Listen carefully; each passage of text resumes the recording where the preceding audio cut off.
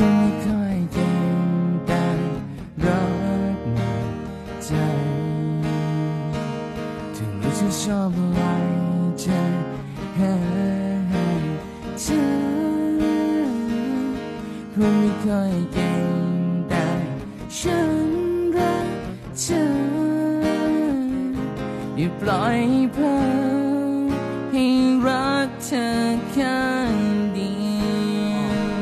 ยวอยากบอกหักเจ้าแต่ปากมันเบาบ่ออกเขายังแอบเบิ่งคิดฮอดตลอดการกระทำของใครที่จะไปจีบเจ้านั่นแหละมันคือคำตอบไว้คนนี้หักแท้แน่นอนบ่ได้ลอกลวงบ่มีหักบ่ปลอมมีแต่หัวใจบ่มีดอกเงินทองใครอยากได้ยังซื้อคนให้พร้อมเพราะในตอนนี้สมองค่อยมาคิดหาก็จะไปหาคนอื่นค่อยเองคงคิดซะจะไปยิงในฝันที่ค่อยตามหาคือกับดอกไม้ที่บ้านทุกเดือนเมษาค่อยคนนี้จะจับจองจะไว้แล้วจะไปบอกหักในมือที่พร้อมเจ้าต้องจื้อคำนี้เอาไว้ถ้าไปไม่จริงเจ้าก็บอกเลยเขาบ่ยอม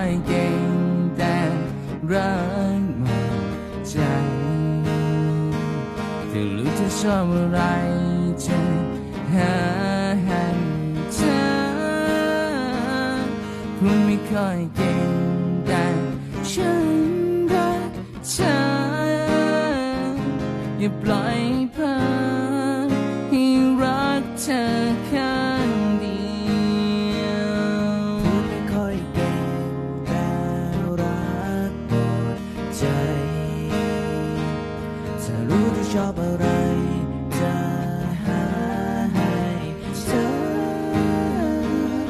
พูดไม่ค่อยเก่งแต่ฉันรักเธออย่าปล่อยเพลินให้ฉันรักเธอข้างเดียวอย่าปล่อยเพลินให้รักเธอข้าง